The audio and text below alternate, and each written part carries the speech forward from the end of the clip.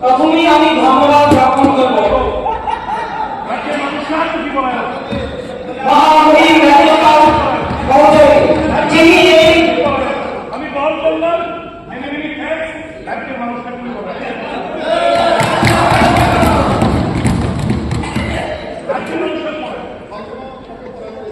ধন্যবাদ।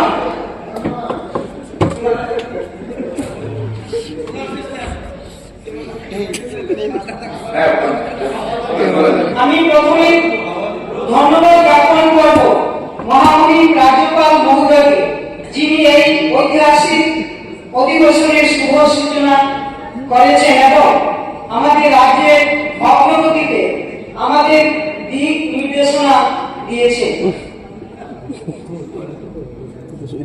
আমি ধন্যবাদ জ্ঞাপন করি মাননীয় অর্থমন্ত্রী মহোদয়কে, যিনি আমাদের ভারতের যশস্বী প্রধানমন্ত্রী মাননীয় নরেন্দ্র মোদীজির সবকা সাথ সবকা বিকাশ সবকা বিশ্বাস মন্ত্রে উদ্বোধিত বিকশিত ভারতের যাত্রা পথে আমাদের সামিল করতে আমাদের